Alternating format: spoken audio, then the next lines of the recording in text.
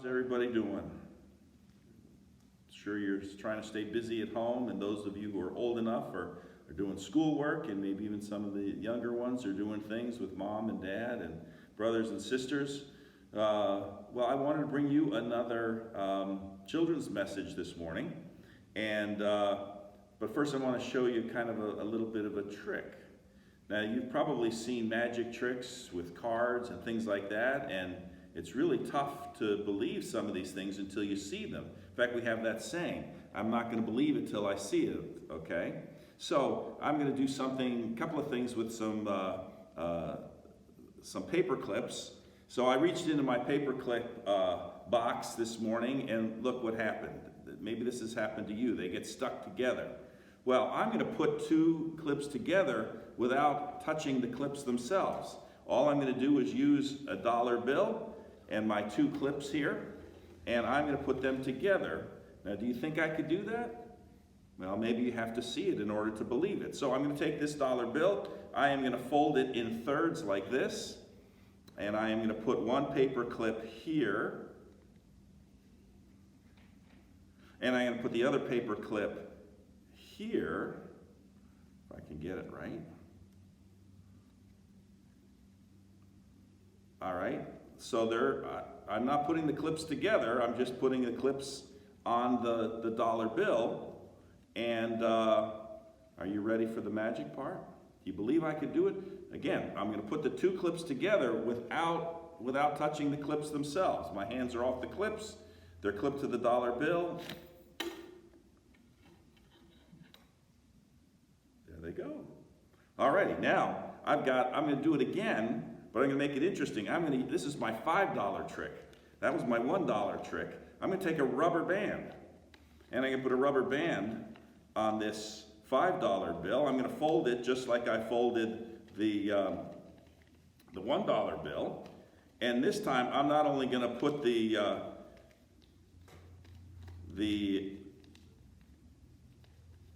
paper clips together, but I'm also going to stick them on the rubber band, again, without touching it. So, got the rubber band there, put one clip in here, another clip in here. Again, the clips are there, the rubber band is there, I'm not touching them. Kind of amazing, isn't it? You know, I wouldn't have believed that I could do that until I saw it myself or learned it on YouTube. And practiced all night long so that I could show it to you this morning.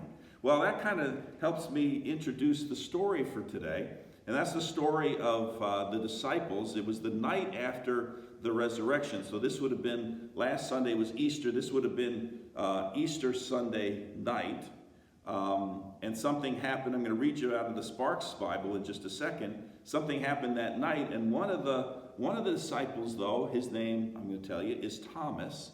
Thomas wasn't there, and he wasn't there when Jesus appeared to the other disciples. And when they told him afterwards, and they were all excited, we saw Jesus, he said, you know, unless I see it, I'm not going to believe it unless I see it. Unless I see him, unless I see the wounds in his hands and his side, I'm not going to believe.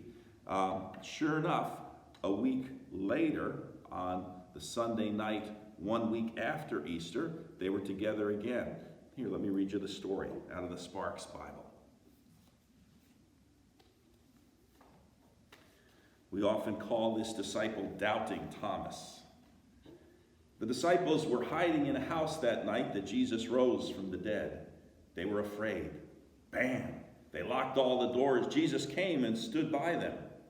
Peace be with you, he said. The disciples looked up in surprise, and Jesus showed them his hands and his side so that they would know that it was him.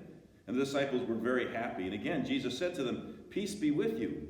God has sent me to you. Now it's your turn to go and tell the rest of the world about me. Well, Jesus breathed on them a very special way. And he said, with this breath, I will always be in your hearts, even when I am in heaven. You now have the power to do the things that I've asked you to do. Well, Thomas was the only disciple who was not there that night. And when he got back, the others excitedly told him about Jesus' visit.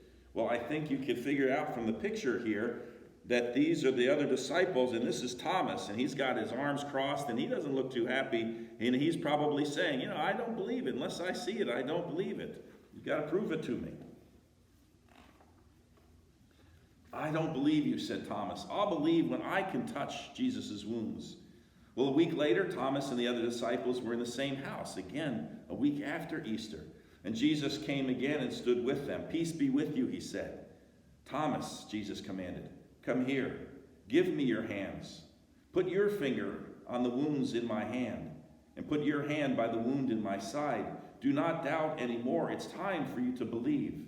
And Thomas's eyes popped. My Lord and my God, he exclaimed. And Jesus answered him, you believe because I'm here with you and you've seen me. Think of those who have not seen me, but believe in me anyway. You should believe, even when you cannot see it for yourself. And there's Thomas and Jesus. And Jesus is showing him right there in his hand the wound of the nail when he was nailed to the cross. So Thomas said, I'm not going to believe unless I see it.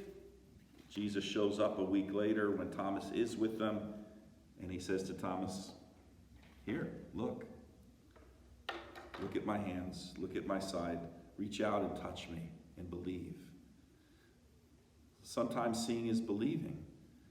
But the message of Thomas's story is that we're not always going to be able to see. We're, especially all these many, many, many years later, we hear the wonderful story, the wonderful good news of Easter morning, and we have an opportunity and we're asked to believe, even though we don't see it for ourselves. But we know that there's things that happen all the time that even if we don't see it, it's true.